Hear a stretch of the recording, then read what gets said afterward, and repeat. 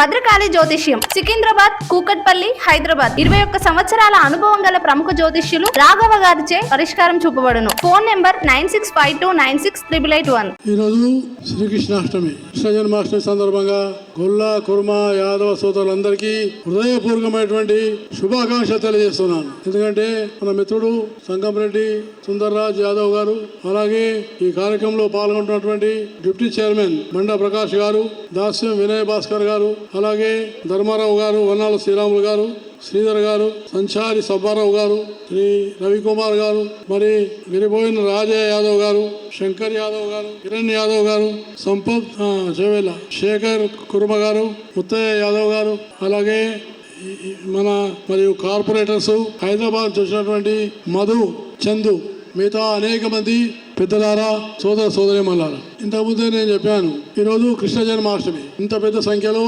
Yadav welfare trust ఆధ్వర్యంలో సుందర్రాజ్ గారు ఇంత మంచి కార్యక్రమం ఏర్పాటు చేసినందుకు సుందర్రాజ్ గారిని హృదయపూర్వకంగా మనసారా అభినందిస్తున్నాను. కృష్ణుని యొక్క లీల గురించి, కృష్ణుని యొక్క తత్వం గురించి మనందరూ కూడా తెలుసు. మహాభారతం, భగవద్గీత, ఈ రెండు చాలా పవిత్రమైనటువంటి గ్రంథాలు. శ్రీకృష్ణ పరమాత్ముడు ఈనాటి కూడా, అంటే ఎన్ని వేల సంవత్సరాలు గడిచినా ఇప్పటికీ ఇంటింటా కృష్ణ జన్మాష్టమి జరుపుతున్నామంటే అది మన వారసత్వ సంపద అని, మన భారతీయ సంస్కృతిలో భాగమని నేను మీకు సభాముఖంగా తెలియజేస్తున్నాను. అంటే మన ఎవరినైనా అడిగినాం, నీ పేరేమంటే నా పేరు రాధయ్య, మీ తండ్రి పేరు ఏంటంటే మల్లయ్య, మీ తాత పేరు ఏంటంటే ఇంకో పేరు చెప్తాడు, తర్వాత మీ ముత్తాత పేరు ఏంటంటే తెలియదు, ఆయన తర్వాత తెలియదు.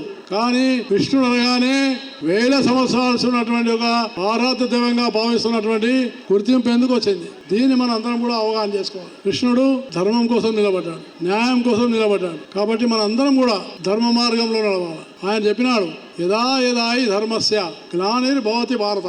ఎప్పుడెప్పుడు అధర్మం అనేది పెరిగిపోతుందో నేను అప్పుడు అవతారంగా వచ్చి నేను ఆ అధర్మాన్ని నశింపజేసి ధర్మాన్ని స్థాపన చేయడానికే నేను వస్తున్నా అని చెప్పినటువంటి గొప్ప మహానుభావుడు కృష్ణ పరమాత్మ. కాబట్టి మనందరము ఏంటింటా కృష్ణ పరమాత్మ యొక్క భగవద్గీత ఏ ఒక్క మతం సంబంధించింది కాదు. భగవద్గీత అన్ని మతాలకు సంబంధించింది, మానవత్వానికి సంబంధించింది, మానవాళికి సంబంధించింది. కాబట్టి అలాంటి భగవద్గీతను కృష్ణ పరమాత్ముడు చెప్పినాడు, కర్మణ్యేవా అధికారస్తే మా ఫలేషు కదాచన మా కర్మ ఫలే తుర్పు మాతే సంగోస్త కర్మని. అంటే అందరం కూడా పని చేస్తూ పోవాలి, పని చేయడమే మన వంతు. కానీ ఫలితం ఏమొస్తుందని ఆశించకుండా నిరంతరంగా శ్రమించండి. కర్మనే మనం సాధిస్తుంది, కర్మనే మన జీవితాన్ని నడుపుతుంది. కాబట్టి కర్మ చేయాలనే సిద్ధాంతాన్ని చెప్పింది, ఫలితం భగవంతుడు ఇస్తాడు. అందుకనే మనందరం కూడా శ్రమ చాలా ముఖ్యమైనది. అందులో గొల్ల గురుమలు, పాడి పశువు చాలా ముఖ్యం. గ్రామీణ జీవితం బాగుపడాలంటే పాడి పశువు లేని గ్రామీణ జీవితం బాగుపడదు. కాబట్టి గొల్ల గురుమలను సంరక్షించాలంటే పాడి పశువును పెంపొందింపజేయాలి. నేను హర్యానాలో గవర్నర్ ఉన్నాను. అక్కడ పాడి పరిశ్రమ సంపద దేశంలో నంబర్ 1 లో ఉందని నేను మీకు సభాముఖంగా తెలియజేస్తున్నాను. ఆ విధంగానే తెలంగాణలో ప్రతి గ్రామంలో గోశాల అభివృద్ధి చేయాలి. మన యొక్క పాల యొక్క ఉన్నటువంటి ఉత్పత్తిని పెంచాలా. పాల యొక్క ఉన్నటువంటి ఉత్పత్తి వల్ల అనేకమైనటువంటి యొక్క శక్తి వస్తుంది. కాబట్టి పాడి పరిశ్రమ, దీనికి నేను ప్రత్యేకంగా తెలంగాణ ముఖ్యమంత్రిని కోరుతా ఉన్నాను, మీరు నిజంగా గ్రామాల అభివృద్ధి చేయాలంటే పాడి పరిశ్రమకు ప్రథమ స్థానం వ్యవసాయం తర్వాత ఇవ్వాలని నేను ఈ సభాముఖంగా మనం చేస్తున్నాను. మన యువ సోదరులు వేరే వాళ్ళ దగ్గర పోయి ఉద్యోగం అనే అవసరం లేదు. మనమే మన ఊర్లో 2 గోశాలను నడుపుకుంటే, 2 బర్రెలు గోవులు నడుపుకుంటే కూడా మన జీవితం బాగా నడుస్తుందని నేను మీకు సభాముఖంగా తెలియజేస్తున్నాను. దీనికి నేను తప్పకుండా బ్యాంకుల నుంచి కేంద్ర ప్రభుత్వం నరేంద్ర మోడీ గారితో మాట్లాడి ప్రత్యేకమైన నిధులు కూడా ఇప్పిస్తా అని నేను మీకు సభాముఖంగా మనం చేస్తాను. దీంట్లో మహిళా మహిళలను మనం గౌరవించాలా. చాలా మంది మహిళలు ఉన్నారు. సుందరరాజ్ గారు మీరు కొంచెం అన్యాయం చేస్తున్నారు. ఈ వేదిక మీద అంత మగవాళ్ళే ఉన్నారు, ఆడవాళ్ళు ఎవరు లేరు. ఆడవాళ్ళు లేనిది జీవితం లేదు. మనిషికి జన్మ ఇచ్చేది ఆడవాళ్ళే. కాబట్టి ఆడవాళ్ళను గౌరవించాలా, ఆడవాళ్ళను అభివృద్ధిలో తీసుకురావాలా. ఇల్లు బాగుపడాలంటే ఆడవాళ్ళు మంచిగా ఉంటే ఇల్లు బాగుంటుంది. ఆడమంటే ఆదిలక్ష్మి, ఆడమంటే ఆమెను సులుగనగా తీసుకోవద్దు. కాబట్టి నేను గౌరవంగా చెప్తున్నా, ఆడవాళ్ళను గౌరవించాలా. భారతదేశంలో మహిళలను గౌరవించి మహిళలకు సన్మానం చేస్తేనే లక్ష్మి ఉంటుందని నేను మీకు సభాముఖంగా మనం చేస్తున్నా.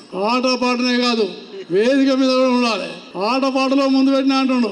ఆటపాటలో వద్దన్నా ఉంటారు, ఆటపాటలో ఉన్నారు. కానీ రాజకీయాల్లో కూడా అన్ని రంగాల్లో కూడా ఆడవాళ్ళను మనతో సమానంగా తీసుకెళ్ళాలి, మన జీవిత భాగస్వామిగా తీసుకెళ్ళాలి. ఆ రకంగా ఆడవాళ్ళను కూడా గౌరవించాలని నేను మళ్ళీ ఒకసారి కృష్ణ పరమాత్మని ఉన్నటువంటి ఒక భగవద్గీతను మీరు రోజు చదివితే మీ జీవితంలో ఏ రకమైనటువంటి ఒక దుఃఖం రాదని, ఏ రకమైనటువంటి రోగం కూడా రాదని నేను మీకు మనసారా నేను చెప్తా ఉన్నాను. నేను జైల్లో ఉన్నప్పుడు 1976లో జైల్లో ఉన్నప్పుడు భగవద్గీత చదివిన. ఆ భగవద్గీతనే ఇవాళ నాకు శక్తి ఇస్తుందని నేను మీకు సభాముఖం చేస్తాను. నేను ఇవాళ 78 సంవత్సరాలు కూడా ఈ మధ్య నేను మీ మధ్య నిలబడి మాట్లాడుతున్నానంటే ఆ భగవద్గీత ఇచ్చిన శక్తి అని నేను మీకు సభాముఖం చేస్తాను. భగవద్గీత శక్తి అంటే కృష్ణుడి శక్తి. కాబట్టి మీరు రోజు కృష్ణుని జ్ఞాపకం చేసుకోండి, కృష్ణుని చదవండి, కృష్ణుని గురించి తెలుసుకోండి, భగవద్గీత చదవండి. తప్పకుండా మోక్షం లభిస్తుందని ఈ యొక్క కృష్ణ జన్మాష్టమి సందర్భంగా మిత్రుడు సుందర్రాజ్ గారు